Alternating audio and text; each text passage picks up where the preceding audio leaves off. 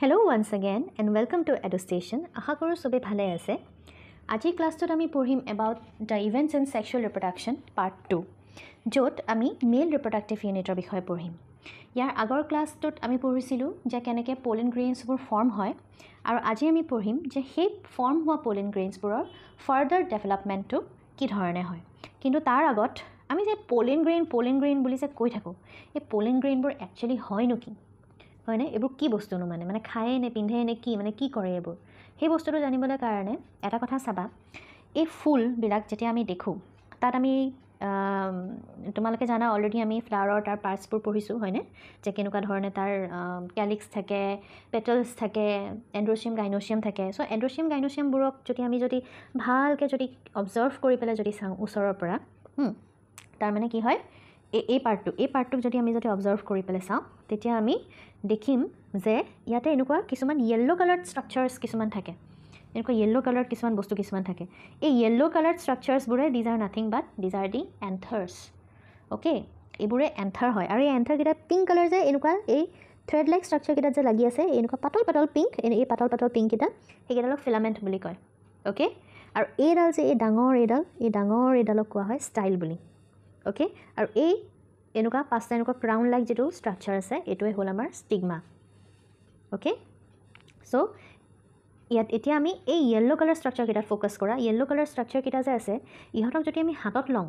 ঠিক আছে হাতত লৈ পেলাই যদি তুমি এনেকৈ এটা যদি মুহাৰি দিয়া তেতিয়া আমি কি দেখো যে কিছুমান আমাৰ পাউডাৰ লাইক সাবষ্টেন্স কিছুমান আমাৰ হাতত লাগিব এই ইয়েলো কালাৰ পাউডাৰ লাইক সাবষ্টেন্স কিছুমান আমাৰ হাতত লাগিছে সেই পাউডাৰ লাইক সাবষ্টেন্স বিলাকে বেলেগ একো নহয় সেইবিলাকে হৈছে আমাৰ pollen grains ওকে কাৰণ এই ইয়েলো কালাৰ ষ্ট্ৰাকচাৰ কিটা হ'ল এন্থাৰ আৰু এই এন্থাৰৰ ভিতৰতে pollen grains থাকে সো হিয়তক আমি যেতিয়া এনেকৈ ৰাব কৰো আঙুলিৰে তেতিয়া আমি তাৰ ভিতৰত pollen grainsবোৰ পাম কিন্তু সেইবোৰ আমাৰ নেকেড আইলে ভিজিবল নহয় আমি মানে ডাইৰেক্টলি চকুৰে আমি দেখা নাপাওঁ এইবোৰ বস্তু হেকিটাক আমি যদি ভিউ কৰিব লাগে তেতিয়া হলে আমি তাক মাইক্ৰোস্কোপৰ আন্ডাৰত অবজাৰ্ভ কৰিব লাগিব ওকে সো এতিয়া গম পাইছা যে pollen grainsবোৰ কি হয় এতিয়া আমি পঢ়িম ইহঁতৰ ষ্ট্ৰাকচাৰৰ বিষয়ে সো এটা কৈছে চোৱা যে pollen grainsবোৰে মেল গেমেটোফাইটবোৰ ৰিপ্ৰেজেন্ট কৰে আৰু সিহঁতৰ যেটো মানে সিহঁতৰ ষ্ট্ৰাকচাৰটোত কি হয় ওয়াল দুখন থাকে দুখন টু লেয়াৰ ওয়াল থাকে ওকে টু টাইপছ অফ ওয়াল থাকে কি হয় এটা হয় আউটাৰ লেয়াৰ ওয়ালৰ আৰু এটা হয় ইনাৰ লেয়াৰ ওয়াল আউটাৰ ওয়ালখন যিখন হয় সেইখনক এক্সাইন বুলি কোৱা হয় ওকে নাম কিটা মনত ৰাখিবা আৰু ইনাৰ ওয়ালখনক ইনটাইন বুলি কোৱা হয় ঠিক আছে এই আউটাৰ ওয়ালখন যে আছে এক্সাইনখন মানে হি এটা খুব স্পেচিয়েল সাবষ্টেন্স এটাৰে গঠিত হয় যাক স্পোৰোপলিনিন বুলি কয় আৰু এই স্পোৰোপলিনিনটো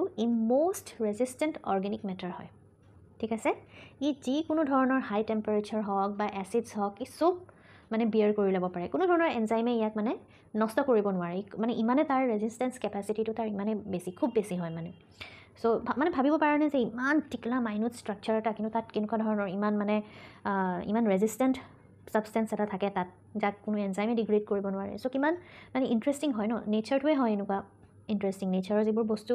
আমি পঢ়িলে তাত যেতিয়া আমি ক্লোজলি অবজাৰ্ভ কৰোঁ তেতিয়া আমি এনেকুৱা ঢেৰ কিছুমান ইন্টাৰেষ্টিং ফেক্টছ কিছুমান পাব পাৰোঁ হয়নে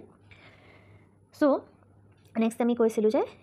এক্সাইনটো আউটাৰ লেয়াৰ হয় which is made of sporopollenin next আছিল আমাৰ ইনাৰ লেয়াৰটো কি বুলি কয় ইনটাইন বুলি কয় ইনাৰ লেয়াৰটো ইমান খুব বেছি বিশেষ নহয় ই থিন কণ্টিনিউৱাছ লেয়াৰ এটা হয় আৰু হি চেলুলোজ বা পেক্টিন এনেকুৱা ধৰণৰ বস্তুৰে গঠিত হয় এতিয়া চোৱা ইয়াত এটা ইণ্টাৰেষ্টিং পইণ্ট আছে যে এই আউটাৰ লেয়াৰটোততো স্পোৰোপলিনিন থাকেই কিন্তু আউটাৰ লেয়াৰটোৰ কিছুমান এনেকুৱা জায়গা থাকে এক্সাইনৰ সাৰফেসটোত কিছুমান এনেকুৱা পইণ্ট থাকে য'ত স্পোৰোপলিনিনটো নাথাকে ঠিক আছে এবসেন্ট হয় স্পোৰোপলিনিনটো সেইবোৰ পইণ্টত সেই পইণ্টবোৰত কি হয় কিছুমান ফুটা নিচিনা ষ্ট্ৰাকচাৰ্ছ কিছুমান ফৰ্ম হয় মানে হোলছ কিছুমান ফৰ্ম হয় ওকে সেই হোলছবিলাককে কয় জাৰ্ম প'ৰছ বুলি ঠিক আছে এই জাৰ্ম প'ৰছবিলাকৰ থ্ৰুৰে লাষ্টত pollen grainটো ডেভেলপ হৈ পেলাই সেই যেতিয়া টিউব এটা ফৰ্ম কৰিব লাগে সেই টিউবটো সেই জাৰ্ম প'ৰবিলাকৰ থ্ৰুৰে সেই হোলবিলাকৰ থ্ৰুৰে ওলাই অহাত হেল্প হয় ওকে আৰু ফৰ্থলি কৈছে যে এটা প্লাজমা মেমব্ৰেইনে pollen grainsৰ সাইটোপ্লাজমটোক সাৰাউণ্ড কৰি থাকে ঠিক আছে ইয়াতে দেখিছা এই ডায়াগ্ৰামটোত ভালকৈ গম পাইছা যে ইয়াৰ এটা outer layer exine which is made of sporopollenin এটা ইনাৰ লেয়াৰ ইনটাইন যোনটো তোমাৰ মেড আপ অফ চেলুলোজ আৰু পেক্টিন আৰু এই যে এইবিলাক কিছুমান এইবিলাক ফুটাবিলাক স্পোৰোপলিনিন নাথাকে এইবিলাকক জাৰ্ম প'ৰছ বুলি কোৱা হয় ঠিক আছে সো এইটো আছিলে পলেনৰ ওয়াল লেয়াৰ্ছবিলাক তাৰপিছত আমি পঢ়িম যে মেচিয়ৰ পলেন গ্ৰেইন এটা কেনেকুৱা ধৰণৰ হয় দেখিবলৈ সো মেচিয়ৰ পলেন গ্ৰেইন এটা যদি আমি চাওঁ তেতিয়া এনেকুৱা টাইপৰ অকমান আমি ষ্ট্ৰাকচাৰ এটা দেখিবলৈ পাম য'ত দুটা সেল থাকে ওকে এটা সেলক কোৱা হয় জেনাৰেটিভ সেল ইটো সেলক কোৱা হয় ভেজিটেটিভ সেল ঠিক আছে দুটা সেল থাকে কিন্তু সেই দুইটা সেল সমান সাইজৰ নহয় একো দেই দুইটা সৰু ডাঙৰ হয় যেটো ডাঙৰ সেল হয় তাৰ ভিতৰত তাক ভেজিটেটিভ সেল বুলি কয় আৰু যেটো সৰু হয় হেতু জেনাৰেটিভ সেল বুলি কয় ভেজিটেটিভ সেলটো কি হয় তাত খুব এবান্ডেন্ট ফুড ৰিজাৰ্ভছ থাকে আৰু তাৰ নিউক্লিয়াছটো কোনো ধৰণৰ তাৰ একো মানে এনেকুৱা ডেফিনেট শেপ নাথাকে ইৰেগুলাৰ টাইপৰ হয় শেপটো আৰু প্লাছ ডাঙৰো হয় ডেফিনেটলি আৰু এই ভেজিটেটিভ সেলৰ যেটো নিউক্লিয়াছ হয় হি ৰেসপন্সিবল হয় for the development of pollen tube okay আৰু যেটো জেনাৰেটিভ সেল আছে সেই জেনাৰেটিভ সেলটো সৰু হয় আৰু হি একচুয়ালি ফিউজনৰ কাৰণে হি ফিউজনত হি ইনভলভড হৈ থাকে সিন কেমিত হি ইনভলভড হৈ থাকে আৰু তাৰ সাইটোপ্লাজমৰ নিউক্লিয়াছটো খুব ডেন্স হয় ওকে সো ইট was এটা মেচিয়ৰ পোলেন গ্ৰেইন মনত ৰাখিবা যে এটা ভেজিটেটিভ সেল ডাঙৰ ভেজিটেটিভ সেল থাকে আৰু এটা সৰু জেনাৰেটিভ সেল থাকে ঠিক আছে নেক্সট এতিয়া আমি চাম যে এই পোলেন গ্ৰেইনটো কেনেকেনো আমি পঢ়িলো ন ইমাত্ৰ যে মেচিয়ৰ পোলেন গ্ৰেইন এটা এনেকুৱা দুটাকে সেল থাকে সো সেই ষ্টেজটো আহিবলৈ কাৰণে বা তাত আকৌ ফাৰ্দাৰ মেল গ্যামেটছ কিছুমান ডেভেলপ হ'বলৈ কাৰণে প্ৰসেসটো কেনেকুৱা ধৰণে হয় সেই বস্তুটো আমি ইয়াত পঢ়িম সো ফোৰ্থলি আমাৰ তাত কি আছে যে ডেভেলপমেন্ট অফ মেল গেমেটোফাইট মানে pollen grain and formation of male gametes okay male গেমেটোফাইটৰ ভিতৰত মেল গ্যামেটছবোৰ থাকে পোলেন গ্ৰেইনৰ ভিতৰত মেল গ্যামেটছবোৰ থাকে ওকে যাক যেটো প্ৰসেসক মাইক্ৰো গেমেটোজেনেসিস বুলি কোৱা হয় মই আগৰ ক্লাছতো কৈছিলো যে জেনেসিস মানে হল ফৰ্মেশন আৰু সেই জেনেসিস ওয়াৰ্ডটোৰ আগত যেটো ওয়াৰ্ড থাকে ইয়াতে মাইক্ৰো গেমেট আছে মানে মাইক্ৰো গেমেট ফৰ্মেশন মানে male gamete formation okay male গ্যামেটছবোৰ সদায় সৰু হয় in size as compared to the female gametes সেইকাৰণে সিহঁতক মাইক্ৰো বুলি কোৱা হয় আৰু ফিমেলৰ ক্ষেত্ৰত মেগা বুলি কোৱা হয় ওকে সো মাইক্ৰো মানে মনত ৰাখিবা যেটো মেলৰ কথা কোৱা হৈছে ইয়াত ঠিক আছে এতিয়া আসোৱা এই মাইক্ৰোস্পোৰছ পোলেন গ্ৰেইনছবোৰ মানে সিহঁতে এটা কথা আমি জানো যে যেতিয়া পলিনেশন হলে কি হয় যেতিয়া পোলেন গ্ৰেইনছবোৰ ধৰা ট্ৰান্সফাৰ হয় মানে ফুল এটাৰ ষ্টিগমাত গৈ পৰে তাত সিহঁতে জাৰ্মিনেট হয় নে আমি এনেকৈ শুনিছো বা পঢ়ি আহিছো কিন্তু এনেকুৱা নহয় যে অকল তাত যোৱাৰ পিছতহে হি জাৰ্মিনেট হোৱা ষ্টাৰ্ট কৰে হি পোলেন স্যাকটোৰ ভিতৰত থাকাৰ পৰাই হি জাৰ্মিনেট হোৱা ষ্টাৰ্ট কৰি দিয়ে হি যেতিয়া মাইক্ৰোস্পোৰেঞ্জিয়ামটোৰ ভিতৰত সোমাই থাকে তেতিয়াই হি জাৰ্মিনেট হোৱা ষ্টাৰ্ট কৰি দিয়ে কিন্তু তাৰ জাৰ্মিনেশনটো গৈ কমপ্লিট হয় কোট ফ্লাৱাৰৰ ষ্টিগমাটোত ঠিক আছে গতিকে কি কৈছে হি যেতিয়া জাৰ্মিনেট হোৱা ষ্টাৰ্ট কৰে তেতিয়া কি হয় তাৰ যদি নিউক্লিয়াছ থাকে ওকে পোলেন গ্ৰেইনৰ যেটো নিউক্লিয়াছ থাকে সেই নিউক্লিয়াছটো তোমাৰ কি হয় হি ডিভাইড হয়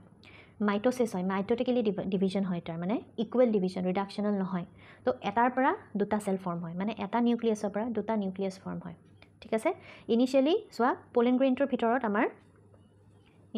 পোলেন গ্ৰেইন এটো পোলেন গ্ৰেইন তাৰ ভিতৰত এটো এটাই সেল হিচাপে আছিল ইয়াৰ ভিতৰত এটা এনেকুৱা নিউক্লিয়াছ আছিল ঠিক আছে তাৰ পিছত ইয়াৰ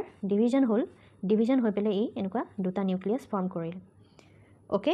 তাৰ পিছত কি হয় এই নিউক্লিয়াছ কিটা সেলে এনক্লোজড কৰি লয় ওকে এই নিউক্লিয়াছ কিটাৰ চাৰিওফালে সেলৰ মানে যিখিনি কম্পোনেন্টছ হয় ৰিকোৱাৰ্ড হয় যাতে আমি তাক এটা কমপ্লিট সেল বুলি ক'ব পাৰো সেই কম্পোনেন্টছবোৰ ফৰ্ম হয় আৰু আল্টিমেটলি এটা পোলেন গ্ৰেইনৰ ভিতৰত আমাৰ তাত এটা ডাঙৰ ভেজিটেটিভ সেল থাকে উইথ আ ভেজিটেটিভ নিউক্লিয়াছ ঠিক আছে আৰু এটা জেনাৰেটিভ সেল থাকে উইথ আ জেনাৰেটিভ নিউক্লিয়াছ ঠিক আছে সো এটো হল তোমাৰ পোলেন গ্ৰেইন মানে সেল কিটাৰ ডিভিজন এতিয়া কি হয় এই যে জেনাৰেটিভ সেলটো আছে এই জেনাৰেটিভ সেলটো আকৌ কি হয় এই পোলেন গ্ৰেইনটোৰ ওয়ালৰ ওচৰত থাকে দেখিছানে ই ওয়ালখনৰ ওচৰত থাকে ইনিশিয়ালি কিন্তু লাহে লাহে কি হয় এই পোলেন মানে জেনাৰেটিভ সেল আৰু পোলেন গ্ৰেইনৰ ওয়ালখনৰ মাজত কিছুমান সেলছ কিছুমান এক্সট্ৰা সেলছ কিছুমান ফৰ্ম হ'বলৈ ধৰে ওকে ইহঁতক মানে তোমাৰ কেলোছ লেয়াৰ অফ সেলছ বুলি কোৱা হয় কিছুমান সেলছ ফৰ্ম হ'ব ধৰে যাৰ কাৰণে কি হয় এই সেলছবোৰ ফৰ্ম হৈ গ'লে এই সেলছবোৰে জেনাৰেটিভ সেলটোক ঠেলি দিয়ে মাজৰ ফালে ঠিক আছে টুৱাৰ্ডছ দি সেন্টাৰ ইহঁতক ইয়াক মানে ঠেলি দিয়ে ইহঁতে সো আল্টিমেটলি কি হয় জেনাৰেটিভ সেলটো আহি পেলে হি মাজতে ৰৈ যায় সাইটোপ্লাজমত হি মানে ইনিশিয়ালি হি এটাচড হৈ থাকে ওয়ালৰ লগত কিন্তু সেই সেলছবোৰ ফৰ্ম হোৱাৰ কাৰণে তাৰ আৰু ওয়ালখনৰ মাজত সেলছ ফৰ্ম হোৱাৰ কাৰণে হি আল্টিমেটলি হি সাইটোপ্লাজমত ফ্ৰীলি ফ্লোট কৰাত লাগি যায় ঠিক আছে আৰু এই ষ্টেজটোতে পোলেন গ্ৰেইনবোৰ শেড হ'বলৈ কাৰণে মানে মেচিয়ৰৰ পৰা ডেহিছ হৈ মানে এন্থাৰৰ পৰা ডেহিছ হৈ ওলাবলৈ কাৰণে সিহঁতে ইনাফ মেচিয়ৰ্ড হৈ যায় এটোকে মেচিয়ৰ্ড ষ্টেজ বুলি কোৱা হয় পোলেন গ্ৰেইনৰ ঠিক আছে এটো সময়তে পোলেন গ্ৰেইনছবোৰ ওলাই আহে এন্থাৰৰ পৰা কিন্তু কিছুমান ক্ষেত্ৰত কি হয় তোমাৰ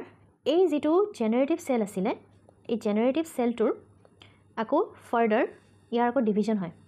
ডিভিজন হৈ পেলাই এই দুটা মেল সেলস বা মেল গ্যামেটসি ফৰ্ম কৰে আৰু এই 3 সেল ষ্টেজত ইহঁতে কিছুমান ৰেয়াৰলি মানে খুব কম ক্ষেত্ৰত কিন্তু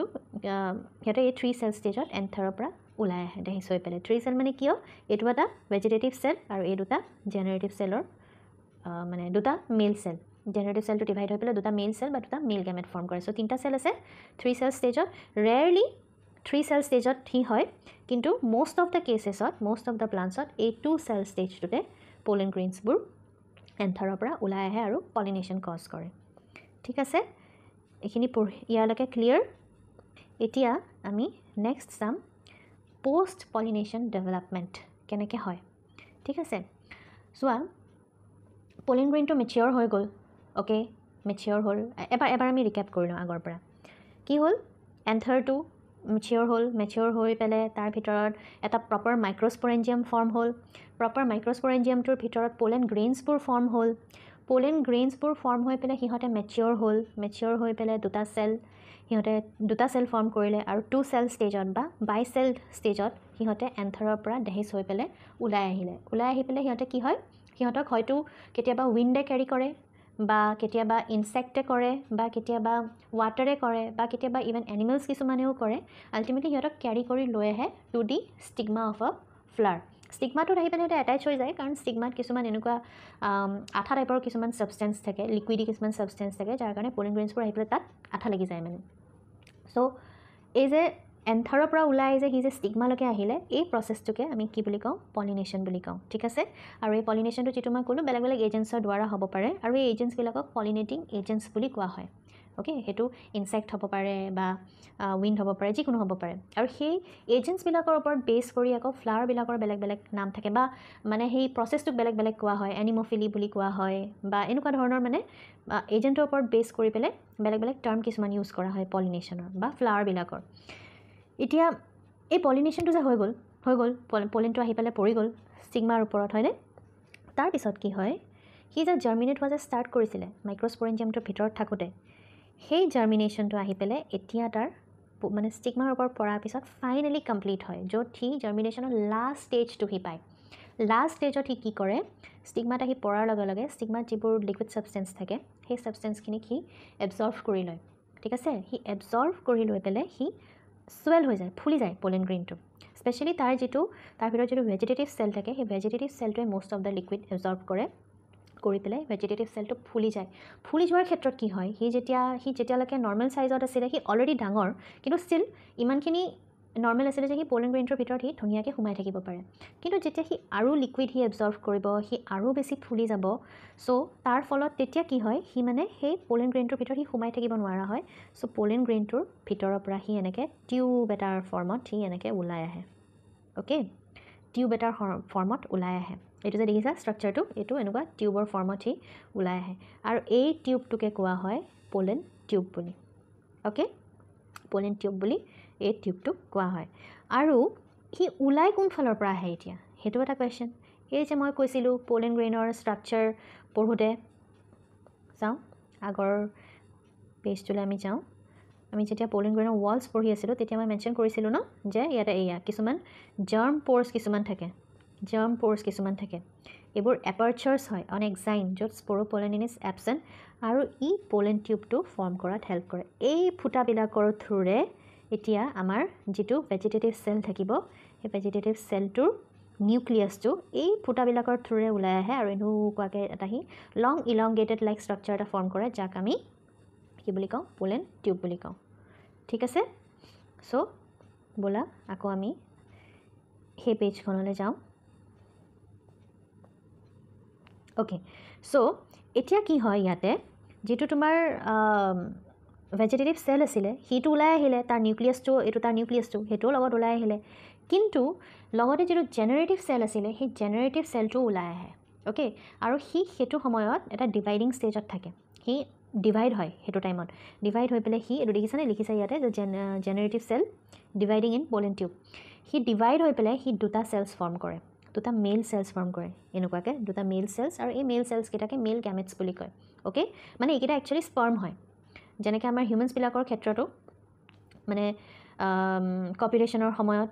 স্পাৰ্মটো গৈ পেলাই it reaches the egg cell আৰু দেন ফাৰ্টিলাইজেশ্যন হয় ঠিক তেনেকৈ এই মেল গেমেটছকেইটা ইয়াতে স্পাৰ্ম হয় ইহঁতে গৈ পেলাই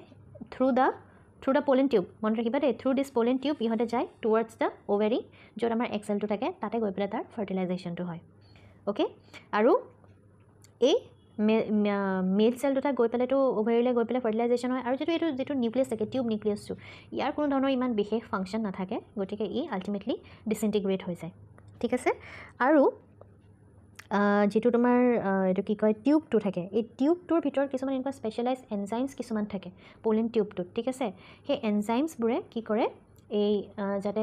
ইজিলি যাতে মেল গেমেটছকেইটাই যাতে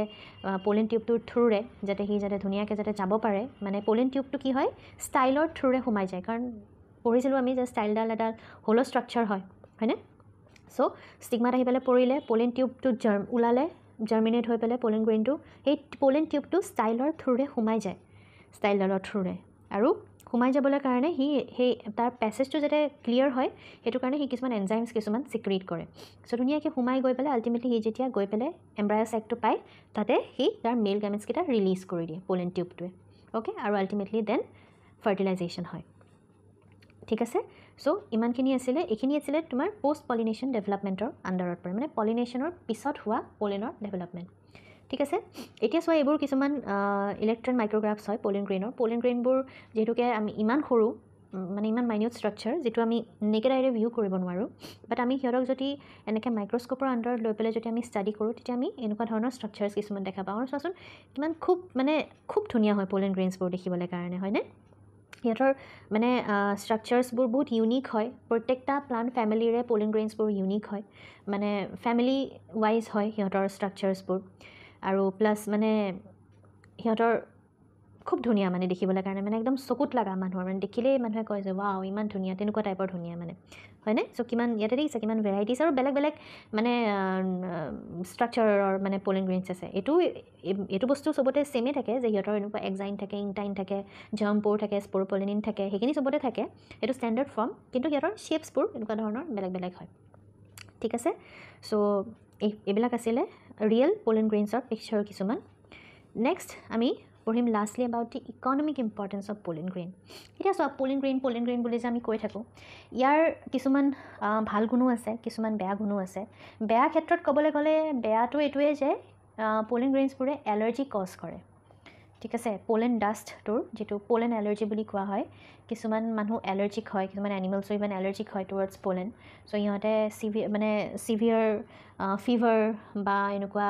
ক'ল্ড এণ্ড কাফ এনেকুৱা ধৰণৰ বেমাৰ কিছুমান ইহঁতে কজ কৰে বাট আদাৰৱাইজ ইয়াৰ বাহিৰে পলিন গ্ৰেইনৰ ইকনমিকেলি আমি চাবলৈ গ'লে ইম্পৰ্টেণ্ট হয় কাৰণ ইয়াৰ পৰা আমি বেলেগ প্ৰডাক্টছ কিছুমান অবটেইন কৰিব পাৰোঁ যেনেকৈ ধৰ আৰু প্লাছ পলিন গ্ৰেইনছবোৰৰ সিহঁতৰ ভায়াবিলিটি মানে বেছি মানে খুব বেছি টাইমলৈকে সিহঁতে ভায়াবল হৈ থাকিব পাৰে ডিপেণ্ডিং আপন দি টেম্পাৰেচাৰ এণ্ড হিউমিডিটি চ' কি হয় মানে কেতিয়াবা কি হয় কিছুমান প্লাণ্টছত যিটো পলিনেশ্যনটো সেই পলিনেশ্যনটো নেচাৰেলি নহয় চ' নেচাৰেলি নহ'লে বা কেতিয়াবা কিছুমান বিশেষ ৰিজনৰ কাৰণেও আৰ্টিফিচিয়েলি পলিনেট কৰাবলগীয়া হৈ যায় প্লাণ্টছবিলাকক ঠিক আছে চ' সেইবোৰ ক্ষেত্ৰত এই পলিন গ্ৰেইনছৰ ভায়াবিলিটিটো খুব কামত আহে মানে পলিন গ্ৰেইনছবোৰ কালেক্ট কৰি থয় মানে সেইটো মানুহে নিজে কৰা হয় মেনুৱেলি কৰা হয় সেইটো বস্তু চ' পলিন গ্ৰেইনছবোৰ কালেক্ট কৰি পেলাই ষ্টিগমাৰ ওপৰত ডাষ্ট কৰিব লাগে চ' সেই ক্ষেত্ৰত পলিন গ্ৰেইনছবোৰ যদি ভায়াবল হয় যিমান বেছি টাইমলৈকে সিহঁতে থাকিব পাৰে সিমানে বেছি ভাল চ' সেইটো ক্ষেত্ৰত পলিন গ্ৰেইনছৰ ভায়াবিলিটিটো কামত আহে দেন আকৌ কি হয় পলিন গ্ৰেইনছবিলাকক মানে মেডিচিনছ কিছুমান বনোৱাত ইউজ কৰা হয় কাৰণ সিহঁতৰ তাত এবাণ্ডেণ্ট কাৰ্বহাইড্ৰেট হওক বা ফেট হওক আনচেচুৰেটেড ফেটছ হওক সেইবিলাক খুব মানে এবাণ্ডেণ্ট কোৱান্টিটিত প্ৰেজেণ্ট থাকে গতিকে সেইকাৰণে সিহঁতক মেডিচিনছ কিছুমান বনাবলৈ কাৰণে এনেকুৱা ভিটামিন বনাবলৈ কাৰণে সিহঁতক ইউজ কৰা হয় প্লাছ আকৌ কি হয় এটা বস্তু চাবা এই যে এথলেটছবোৰ যে থাকে সিহঁতে এনেকুৱা কিছুমান এনেকুৱা বস্তু কনজিউম কৰে ন মেডিচিনে হওক বা মানে ষ্টেৰইড টাইপৰে হওক যিবিলাকে সিহঁতৰ পাৰফৰ্মেঞ্চটো ইনক্ৰিজ কৰি দিয়ে বা এই ৰেচত দৌৰি থকা যিবোৰ ৰেচিং হৰ্চেছ সিহঁতকো দিয়া হয় চ' সেইবোৰ ক্ষেত্ৰত পলিন গ্ৰেইনছবোৰ কনজিউম কৰা হয় পলিন গ্ৰেইনছবোৰ পাৰফৰ্মেঞ্চ ইনক্ৰিজ কৰাৰ কাৰণেও আমাৰ কনজিউম কৰা হয় ইউজ কৰা হয় ঠিক আছে আকৌ কি হয় পলিন গ্ৰেইনছবোৰে সিহঁতক ইউ ভি ৰেজৰ পৰা প্ৰটেক্ট কৰিব পাৰে সো সেইটো কাৰণে আমাৰ এইবোৰ যিবোৰ কসমেটিক প্ৰডাক্টছ থাকে মেকআপ প্ৰডাক্টছ থাকে ক্ৰীম হওক বডি লোশন হওক ছানস্ক্ৰীণ হওক এনেকুৱা ধৰণৰ বস্তুবিলাকত সেই পলেন গ্ৰেইনছবোৰ ইউজ কৰা হয় সো কমাৰ্চিয়েলি চাবলৈ গ'লেও পলেন গ্ৰেইনছবোৰ খুবেই বেছি ইম্পৰ্টেণ্ট হয়নে নহয় আৰু কিন্তু সিহঁতৰ যেনেকৈ চব বস্তুৰে ভাল গুণ থাকে বেয়া গুণ থাকে সো ঠিক তেনেকৈ ইহঁতৰো বেয়া গুণটো হ'ল যে ইহঁতে এনেকুৱা এলাৰ্জি টাইপ ৰিয়েকশ্যনছ কজ কৰে সো ইমানখিনিয়ে আছিলে about pollen grains year next ক্লাছত আমি পঢ়িম ফিমেল ৰিপ্ৰডাক্টিভ ইউনিটৰ বিষয় আৰু তাৰ ডেভেলপমেণ্টৰ বিষয় okay so this was all for today thank U